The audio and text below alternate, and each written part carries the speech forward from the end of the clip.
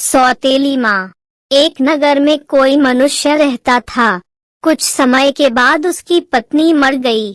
उसकी लड़की का नाम टाम था। डंडा एक दिन उसने दूसरा विवाह कर लिया। उसकी सौतेली माँ बालिका से स्नेह नहीं करती थी। पूरे दिन काम करके भूखी बालिका सो जाती थी। सौतेली माँ की भी एक कन्या थी जिसका नाम टाम था। कुछ दिनों के बाद उसके पिता की मृत्यु हो गई। अब तो टाम नामक कन्या की दुर्दशा होने लगी। यद्यपि पिता का एक विशाल भवन था, किंतु बालिका एक छोटे से कमरे में रहती। अन्य कक्षों में वह प्रवेश भी नहीं कर सकती थी।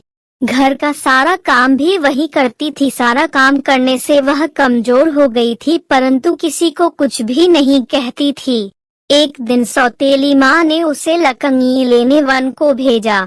उसने विचार किया, अच्छा होता यदि इसे कोई भेड़िया खा जाता, लेकिन मारने वाले से बचाने वाला बलवा न होता है।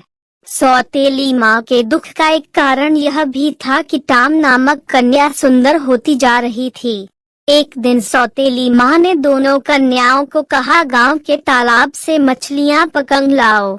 जो अधिक मछलियाँ नहीं लाएगी उसे रात्रि में भोजन नहीं मिलेगा।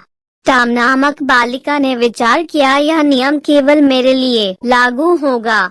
उसने प्रातःकाल से शाम तक अपनी टोकरी मछलियों से भर ली। भरी हुई टोकरी देखकर काम नामक बालिका ने कहा, हे बहन, तेरे मुख पर धूल लगी है, इस सरोवर में स्नान क्यों नहीं कर लेती। जब टाम स्नान करने गई तब काम उसकी मछलियों से भरी टोकरी लेकर घर की ओर चल पड़ी। टाम विलाप करने लगी। कुछ समय बाद सरोवर से एक जलपरी निकली। उसने विलाप का कारण पूछा। बालिका ने सारा वृत्तांत कह सुनाया। जलपरी ने कहा, हे पुत्री, शोक मत कर, तेरी टोकरी में मैंने सुनहरी मछली डाल दी है। तू उसे अपने घर के पास वाले कुएं में डाल दे, वह तुम्हारी मन की इच्छा पूर्ण करेगी।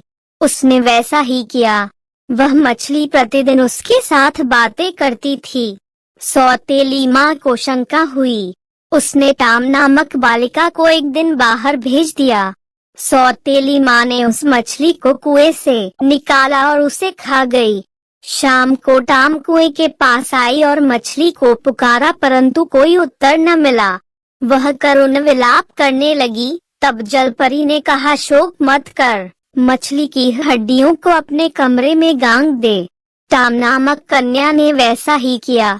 उस समय उसे एक सुंदर साई मिली। दूसरे दिन उत्सव था।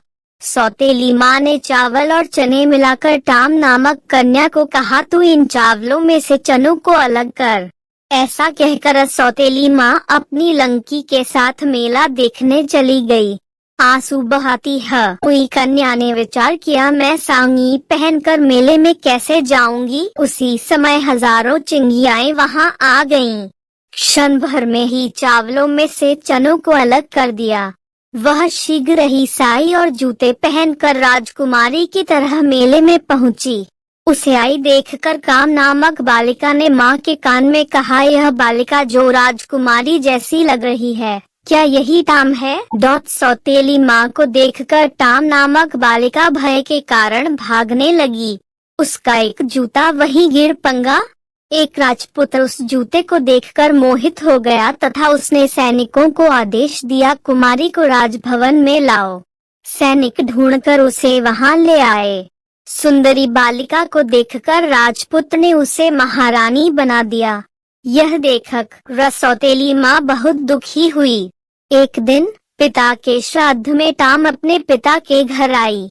ऊपर से प्रसन्न सौतेली माँ ने कहा, पेड़ से नारियल के फल तोड़कर याचकों को बांटो।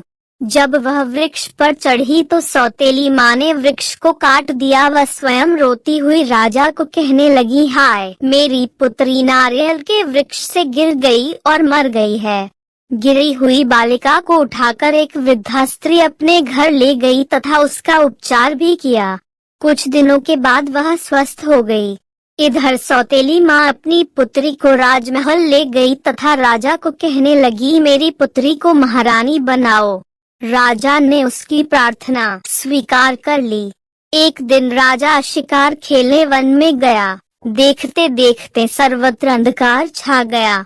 उसी वन में कहीं दूर उसने एक जलते हुए दीपक को देखा। बहुत समय बाद वह वहां पहुंचा। राजा ने कहा, मैं यहाँ रात्रि में विश्राम करना चाहता हूँ। वृद्धा स्त्री ने राजा का स्वागत किया। वहां टाम को देखकर राजा को आश्चर्य हुआ और वह आनंदित भी हुआ।